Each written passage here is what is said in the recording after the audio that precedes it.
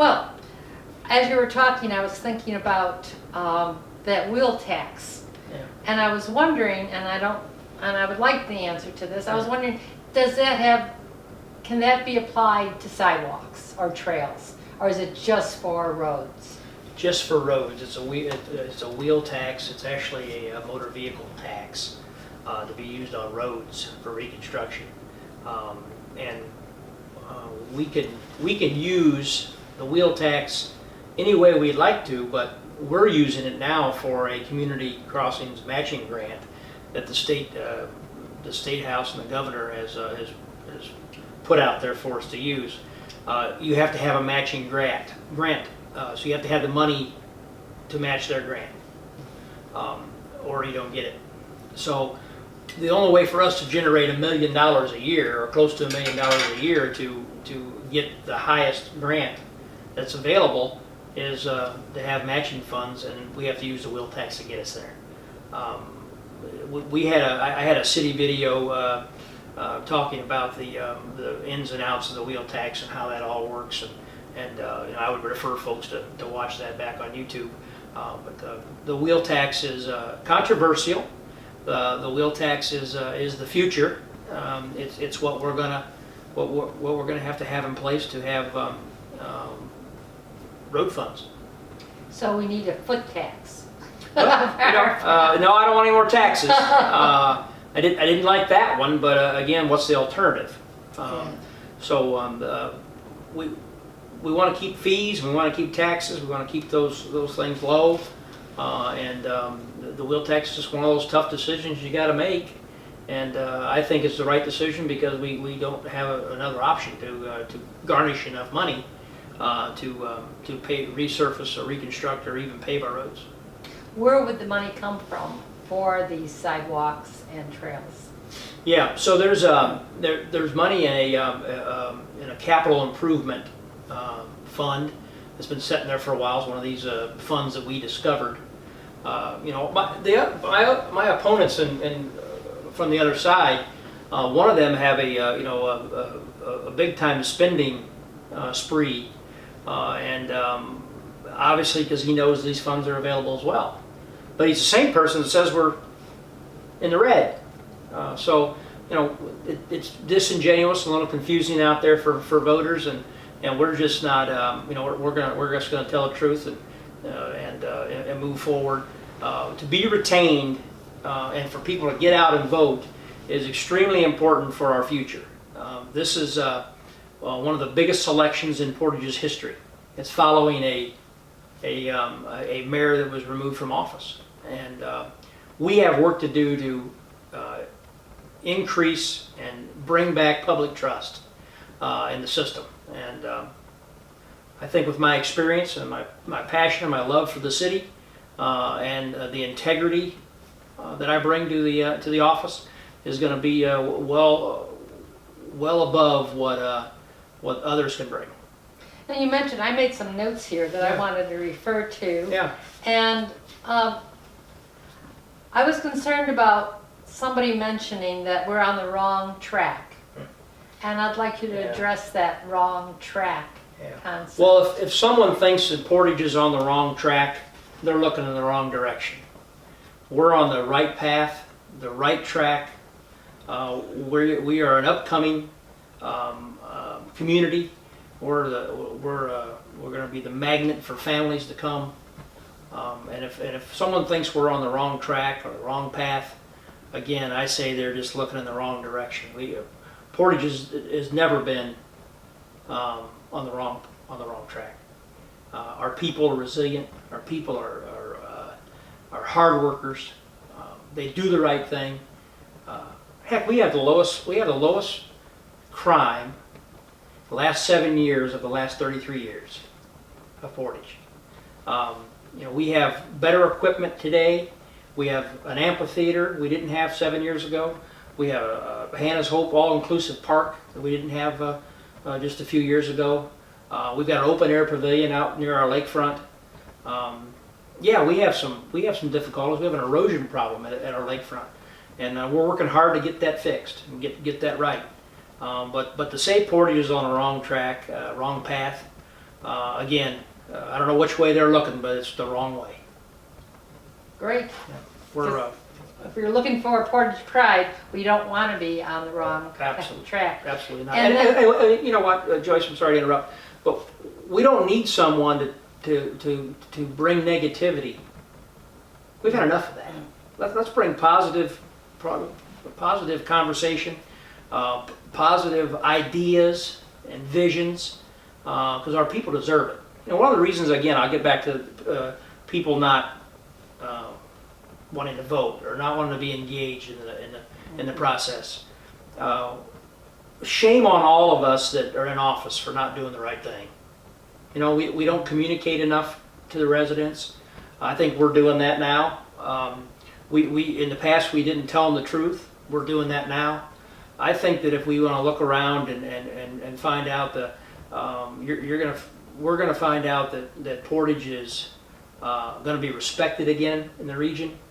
People are going to come to us, and we're going to be the magnet for jobs. We're going to be the magnet for new homeowners, new people trying to start their new lives, and we've got to build that trust back with the public and with our residents. And I'm doing that. That's what I think my job is right now, is to heal the city, be positive, and have a vision. If I'm retained as mayor, our future, our next 4 years is unlimited, in my opinion. You mentioned the next 4 years. Yeah. How many terms do you plan on? Yeah, well, I'm glad you asked that question. I know where you're going with that, and I'm sorry to interrupt, but when I ran for city council in 2011, I said that, first of all, I believe in term limits. Second, I told the residents, my constituents in the 4th District, that I will only be your city councilman 8 years. I didn't quite make 8 years. I made 7 years and 2 months, and then I became mayor. The reason I say that is because we have some people on the city council that have been around over 20 years. You don't get fresh ideas. You don't get fresh thoughts. You don't get a fresh vision. I think 8 years is long enough to be on the city council and long enough to be in the mayor's office. The county sheriff is term limited. The governor of the state of Indiana is term limited. So that is only the right thing to do. We get more people involved that way, and we get fresh and new ideas. And stagnation is the worst thing that can happen to you. And when you get comfortable in a job and you keep getting reelected because no one runs against you or they don't think they're beatable, you get complacent. Term limits is the way to go. I tried that in 2012, 2013, somewhere in there. I tried to get us term limits, and no one on the council would support it. And I even think that the former mayor was against it. You don't want to vote yourself out of a job. Well, you know, we'll see what happens, but I'm for it. So. Well, I think one of the concerns I had when I first heard about you was, oh my goodness, he's the only other Republican, and our mayor was Republican. Did he have an inside track to the crime and graft or whatever it was that went on with our former mayor, and the lack of public trust? And I'm curious about that. Yeah, that's tough. There's people automatically put this shell around you that you're like all the other Republicans. Yeah.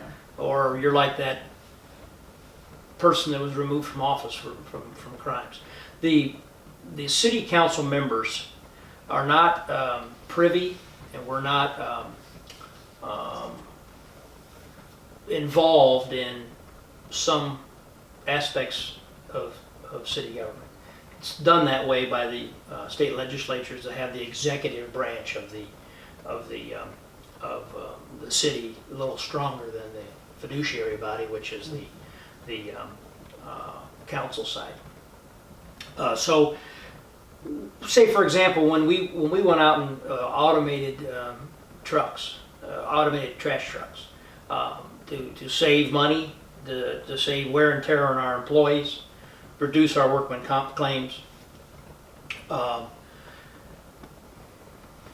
Board of Works, ran by the mayor, and that board opens bids, agrees upon bids, they sign the contracts, and that's the bidding process that the city council is not part of. So to answer some of the critics about that I might have known what was going on, we don't get involved in towing, and we don't get involved in the bid process at the city council level. That's an executive branch decision.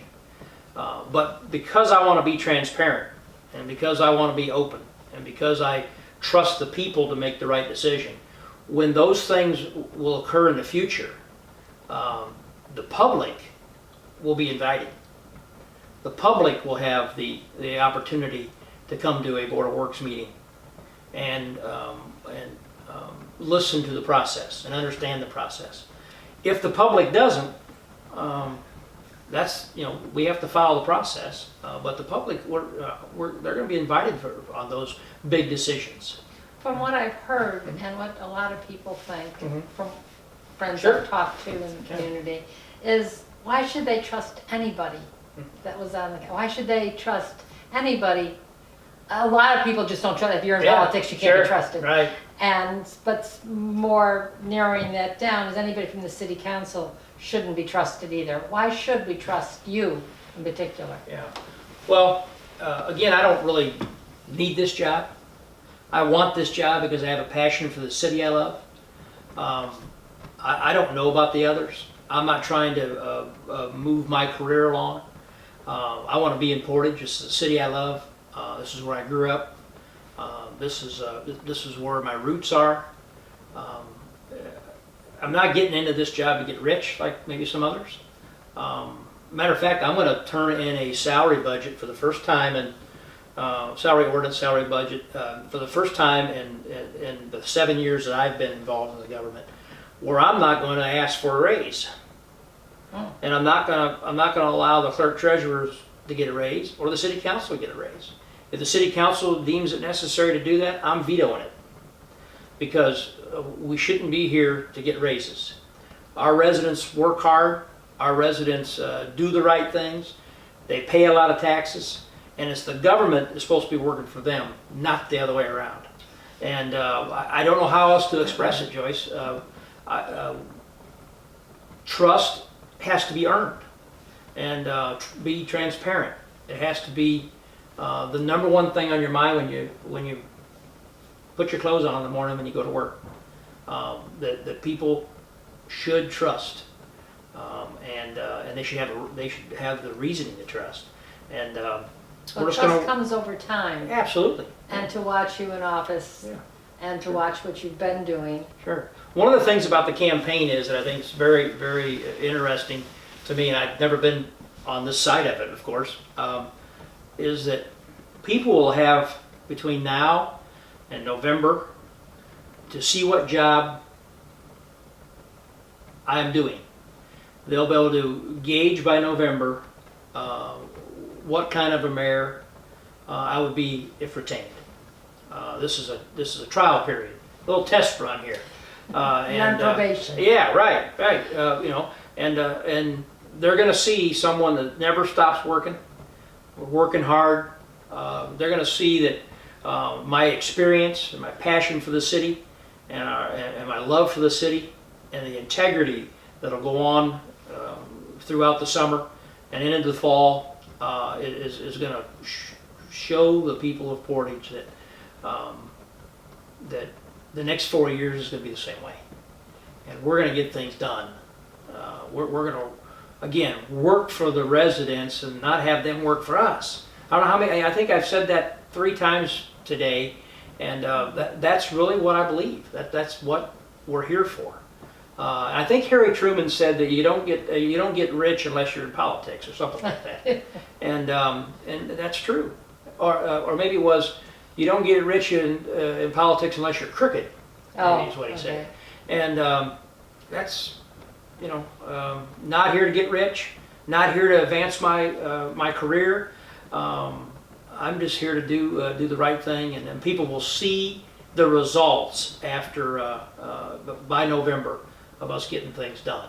And, You're going to have to break through a lot of complacency Yeah. of people not being involved, Yeah, and to rouse people's right. interest Yeah, and curiosity about what's going on in their city. right. And part of it, I think it's on both parts. People aren't interested, so the government doesn't make itself available, and it kind Vice of, versa, they, yep. they feed on each other. Right. And that's something you're going to have to break down. Yeah, we're trying to do that with our videos each week. What we are doing, I believe, we're informing people, we're energizing people, and we're educating people. I think if people are educated and know the facts and know the way the process works, they'll go, "It makes sense." They're not doing something sleight of hand, or some crazy politician's not doing something that he shouldn't or she shouldn't be doing. We're up front. We'll tell you when we make a mistake. We've had bad days. I went to Indianapolis in the last since I've been mayor twice.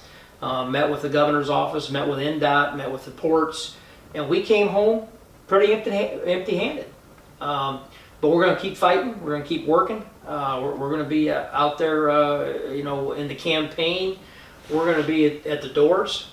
We're going to knock on the doors. When I ran the first time for city council in 2011, I walked my district 4 times. Every door one time. And then the next 3 times was people that normally vote doors. And, we won. That seat was held by a long-time serving a city council person, and we prevailed. And he got beat actually in the primary, but we prevailed in that race because we took it to the people.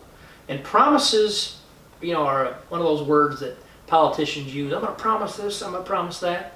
It's the result you get is the thing. I said that we would have a park on the south side of Route 6. 2 years after, 3 years after, the park's on the south side of Route 6. I said that I would support term limits. I'd come up with a term limit ordinance, and no one wanted to deal with it. I said that we'd have friendlier people at City Hall, and we have a greeter at City Hall that they greet you and kind of directs you at City Hall, and I said that we would have our police station open more hours than it was at the time, and we're open and have a safe room 24 hours a day that someone can come to the police station, shut the door behind them, and pick up a phone. We said we're going to do those things, and those are results. The only thing I didn't get done, because I'm not a council member anymore, but it's going to get done, is we would have a safety trail along the side of south side of Loop Road between Willow Creek and Swanson. It's going to get done. We said we would take care of some drainage issues in my district, and the residents in my fourth district will tell you that drainage is much better. But the roads aren't flooded as now. We just had 4.5 inches of rain. A lot of roads are flooded, but I believe those particular ones did not flood. So that's results, and that's what people want to see, and they're going to see results in the next 6 months, and that will get us over the hump, and that'll energize people that they know there's someone out there that is working hard for them, and they're not working the other way around. And so I'm encouraging people to get out and vote here in a few days, here May 7th, and then again November 5th. But get out and vote, and let us know, let my campaign know, and let the other campaigns know what you expect. And I've told the people been truthful and candid and upfront about my experience, my passion for the city, and the integrity that I bring to the office. And I just want you to get out there and vote, and come up with the best candidates so we can move on to the November election. And I'm asking for your vote. I'm asking for your vote. I know you're a Democrat, and that's a wonderful thing. Republicans, Democrats, and Independents, this is your time to let the politicians know what you think. by choosing the person that has that energy, has that passion, that experience, and brings integrity to the office of mayor, which is desperately needed. And they're going to be able to see what we do in the next 6 months. So, Thank you. thank you. I have one last thing. Sure.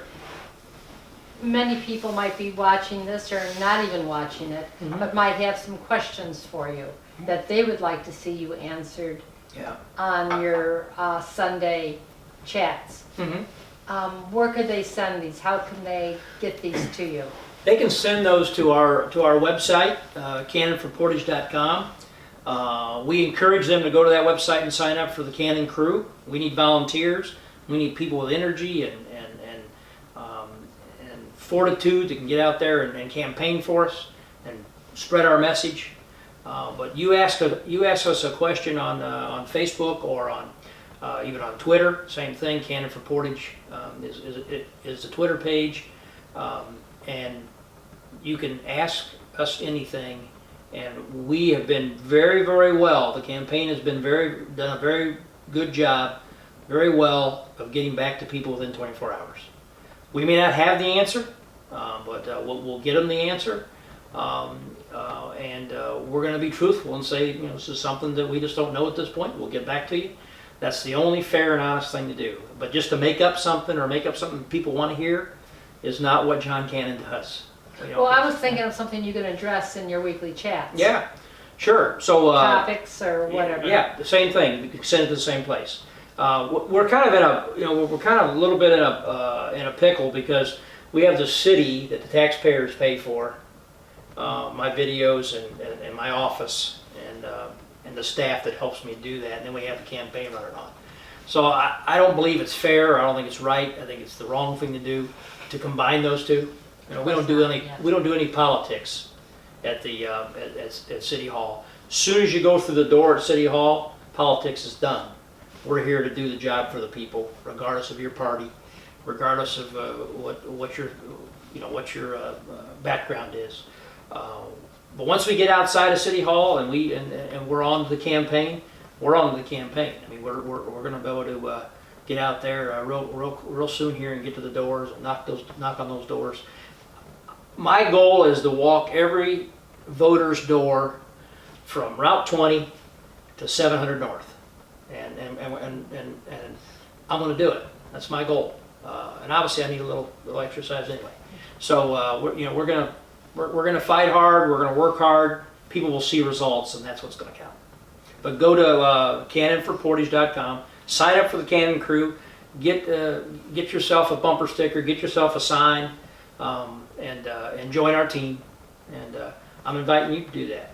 Well, I have one on my card. Well, amen. We'll take anybody from any party. Well, I have one last thing. Sure. I don't want this to end. Keep going. As an example of senior citizen, which I am, there are many senior citizens out there who are not comfortable with all this new technology. Yes. Such as computers. Yes. I've mastered pencils and pens. Sure. But how about, where can somebody drop something off? Can they just mail it to you if they have a question? Yeah, I mean, my home is open to everyone. I live on Swanson. My address is 3053 Swanson. And they can drop by anytime they like. Again, I may be at City Hall, I may be doing my job. Just to mail you something, or is there a box where they could drop things in to ask questions for your chats? At City Hall? No, not at City Hall, because that'd be Well, no, because the chats are part of the city. You can come in and see our receptionist, see the ladies there at the beginning of City Hall, and leave them a note and say, get That's this great. this to the mayor, and we'd like him to address this. And that's so you don't have to own a computer. No. You don't have to go to the library and ask the librarian to set that up for you. No, but to view our chats, you'll have to on Facebook or on YouTube, and have a grandson or someone help you, or a granddaughter help you. And we hear all the time. I hear all the time by phone calls and by email. You can email us as well at cannonforportage at yahoo.com. And email us, and we won't ignore you. So I'm really glad we've done this. I think this is another way to let folks know who John Cannon is, what his passion is, what his experience is, and but we're gonna earn your trust and with integrity, and that's what our campaign's about, and that's what I bring to the mayor's office currently. Well, great. Thank you for coming. Thank you for answering all my questions. Absolutely. And if we have more, maybe we'll meet again and do it again. Absolutely, and thank you for having us in your home, and it's been enjoyable. This is a beautiful venue, and thank you again, Joyce. You're welcome, John. All right.